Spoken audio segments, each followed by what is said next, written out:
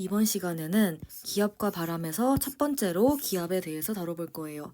기압은 대기압이라고도 지칭을 합니다. 첫 번째로 특징에 대해서 살펴보면 기압은 공기가 단위 넓이에 작용하는 힘을 지칭을 해요. 그리고 모든 방향으로 동일하게 작용한다는 특징을 가져요. 여기서 단위 넓이라고 되어 있잖아요. 그렇기 때문에 넓이가 고정되어 있는 상태예요. 그림을 그려서 설명을 드리면 이렇게 면적이 있어요. 면적이 있는데 힘이 이렇게 작용을 합니다. 그리고 이 두 힘의 관계는 수직이에요. 즉 90도입니다. 그래서 이렇게 면에 수직으로 작용하는 힘을 압력에서는 간주를 해요.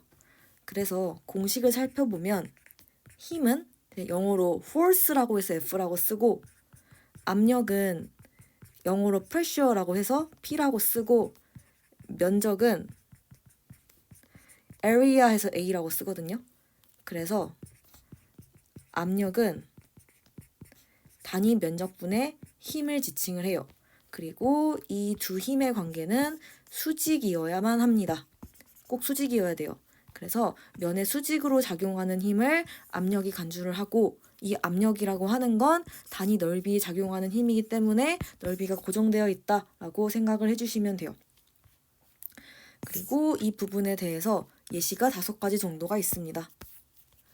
첫 번째로는 알파벳 A라고 쓸게요. 첫 번째로는 유리컵이 있어요. 그리고 여기에 종이가 있습니다. 물이 차 있어요. 상식적으로 생각을 해봤을 때는 유리컵이 이렇게 뒤집어져 있고 물이 종이를 기반으로 있기 때문에 물이 쏟아질 것 같거든요. 물이 쏟아질 것 같은데 실제로는 물이 쏟아지지 않아요. 되게 놀랍죠? 물 쏟아지지 않습니다. 왜 그런가 생각을 해보면 바깥쪽에 이렇게 기압이 작용을 해요. 기압은 모든 방향으로 동일하게 작용하기 때문에 이렇게도 작용을 하지만 아래쪽에서도 작용을 해요. 아래쪽에서 기압이 작용하기 때문에 이 물 무게를 버틸 수가 있어요. 그래서 이게 바로 기압의 예시 첫 번째입니다. 두 번째 예시를 살펴보면 플라스틱 병이 있어요. 페트병이라고 해볼게요. 플라스틱 병 아니면 페트병이라고 해보겠습니다. 내부에 공기가 있을 텐데 이 내부의 공기가 뜨거운 상태였다가 식혀가지고 차가운 물로 변했어요. 차갑게 되면 찌그러져요. 내부의 공기가 이렇게 차갑게 되면 찌그러지는데 이유를 살펴보면 저번 시간에 배웠던 PV는 NRT 공식을 통해서 알 수 있어요. 여기서 뭐가 그대로일까를 봤을 때 내부에 있는 입자의 개수, 이 N은 입자의 개수죠. 입자의 개수 변하지 않습니다. 그리고 저는 변하지 않으면 이렇게 색칠을 해요. N 변하지 않고 R은 기체 상수였죠? 기체 상수니까 변하지 않아요. 이 상태이고 그리고 외부에서 기압이 작용할 거거든요. 외부에서 이렇게 기압이 작용할 건데 기압은 변하지 않죠. 갑자기 외부에 있는 환경이 바뀌거나 그러지 않아요. 그래서 기압도 일정합니다. 이걸 통해서 알 수 있는 건 V는 T라고 간주를 해도 되구나 라는 걸 알 수가 있어요. 근데 지금 뜨거운 공기에서 차갑게 됐잖아요. 얘가 감소를 했어요. 그러면 부피도 감소했구나 라고 알 수가 있어요. 그래서 차가운 공기가 되면 찌그러지는 이유가 바로 이 공식을 통해서 알 수가 있다 생각하시면 됩니다. 세 번째죠. 세 번째로 보면 신문지가 있어요. 그리고 여기에 자가 있습니다. 자를 이용해서 여기 사람 손이 있어요. 자를 이용해서 신문지를 뒤집고 싶어요. 근데 되게 신기한 게 뒤집어지지 않아요. 왜 그런가 생각해보면 현재 압력이 이렇게 작용하고 있죠. 기압이에요. 여기 기압의 앞자가 압력이에요. 그래서 기압이라는 압력이 작용하고 있어요. 압력이 작용하니까 내가 자로 신문지를 뒤집고 싶은데 압력 때문에 뒤집지 못하는 상황이 발생합니다. 네 번째 예시로는 인간이에요. 이렇게 사람이 있는데 내부에서 작용하는 압력이 있겠죠? 그리고 외부에서 작용하는 압력이 있을 거예요. 즉, 이게 기압이죠? 기압과 몸에서 외부로 작용하는 압력이 크기가 동일한 상황이에요. 그렇기 때문에 사람은 찌그러지거나 팽창하지 않습니다. 평형을 이루고 있으니까 갑자기 얘가 팽창하거나 찌그러지지 않아요. 만약에 기압이 낮아졌다라고 하면 내 몸에서 밖으로 작용하는 압력이 커져요. 그러면 사람은 팽창을 하겠죠? 반면에 이 압력이 작아집니다. 그러면 상대적으로 기압이 커져요. 그러면 이렇게 해서 사람이 찌그러들 거예요. 이렇게 사람이 찌그러들거나 팽창하지 않는 건 평형을 이루기 때문이다. 이렇게 생각하시면 됩니다. 다섯 번째로 반구를 분리하는 실험이 있어요. 이 실험은 독일에 있는 마그데부르크라는 지역 이름이에요. 이 지역에서 게리케라고 하는 사람이에요. 이 과학자가 반구를 분리시키는 실험을 기압을 활용해서 했어요. 어떤 실험이었냐면 반구가 이렇게 두 개가 있습니다. 이 반구는 구의 절반이에요. 반구 두 개가 있는데 안에 있는 공기를 제거했어요.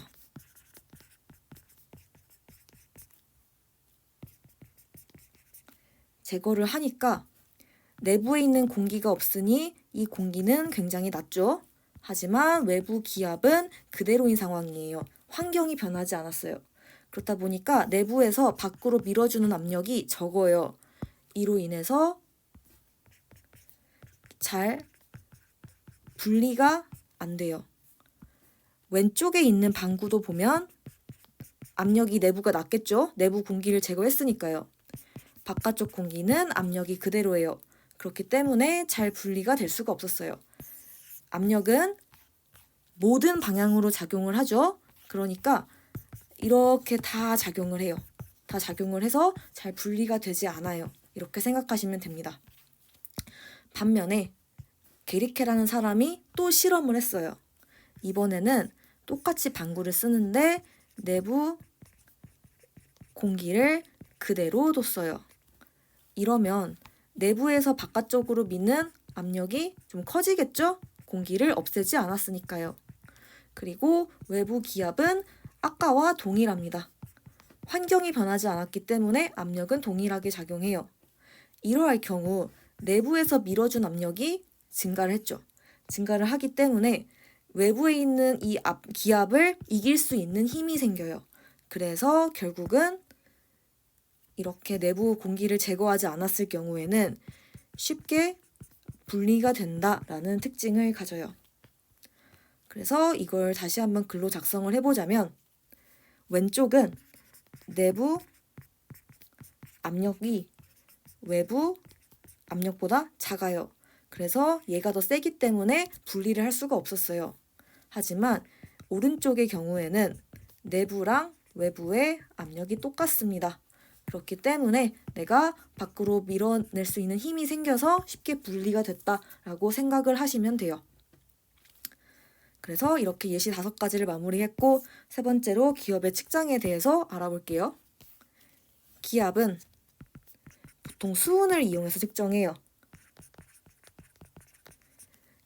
수은을 이용해서 기압 크기를 최초로 측정한 사람이 있어요.